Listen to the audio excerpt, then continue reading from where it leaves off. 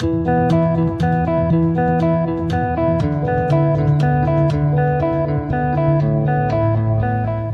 we begin to get tactical. We're going to talk about the nuts and bolts of your lean roadmap, like application, education, infrastructure. Most people like to start with education. They believe we have to, of course, educate the organization on lean to be successful. I believe it's more important to start with application. The reason for this is how we plan to apply informs everything else. If I only want to start my application in one small area and then educate everybody, they don't have anything to do with that education. They'll lose everything they do, they'll get excited, they'll get frustrated because the application doesn't follow, and we will have made a mistake. So we're going to start with our application plan so we know how we want to put it to work and use that to build the education plan to support it. In thinking about application, I've found a very useful frame of reference in thinking about the breadth of your organization. How many people do you support? The depth of your organization, meaning how far in the lean journey do you plan to take them? You can't go very deep with everybody in your organization, certainly not all at once. Eventually, you want to cover all of that ground.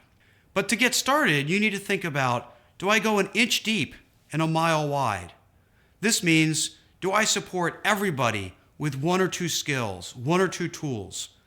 Or do I go an inch wide and a mile deep? Do I take only a few people in the organization and drive far into the lean journey, create a picture of what the entire thing looks like?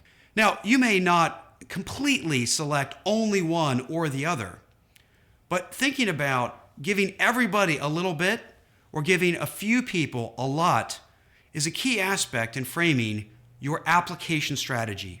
Is it an inch deep and a mile wide, or an inch wide and a mile deep? Another key application factor to consider is what types of problems do we need to solve? Are we going to work on the top of the Pareto chart and a handful of really big problems? Or are we going to be more grassroots and work on the long tail of the Pareto chart, many smaller problems?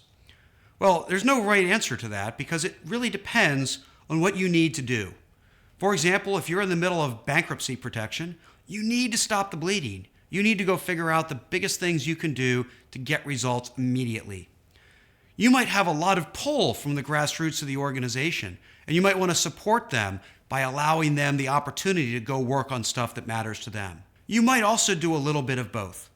But the reason this is important is that if I'm going to work on a whole bunch of very big problems, I can have a lot of oversight. I only need so many skills with so many people because I can manage those improvements.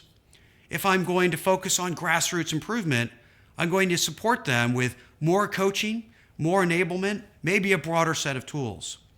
How I plan to get started with application informs a lot of the rest I need to do, from education to communication and so on. And you should be thoughtful about, what do we need to go after now? What do we need to build over time? In terms of application, projects and problem solving are relatively straightforward.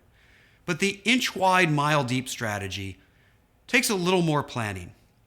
A common phrase for this is the term model area. Now, I actually like the word laboratory.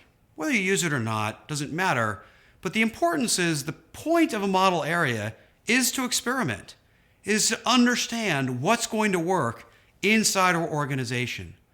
Do we have a highly geographically distributed organization? How are we going to make that work? Let's experiment in our model area. Do we have a 4-shift structure? How's that going to work? Let's experiment in our model area. The point is that you want to understand how will our organization be successful by experimenting with our model area. Now, the selection of the model area is very important. The point is it has to be relevant to the rest of the organization. I actually saw one organization build their model area out of the supply closet. It looked nice and many people went in and out, but no one could relate to how that helps them. You have to pick something hard enough, meaningful enough, and relevant enough that other people can learn. Now, the important aspect of your model area strategy is that you understand, how am I going to port learning out of the model area? The customer of the model area is everybody else. The goal is not to have one area be successful. The goal is to have one area help everybody else be successful. And that is the purpose of a model area. So as you build your application strategy, don't think just about getting started. Think about how this will evolve step after step after step. And then you know how to build the rest of your roadmap.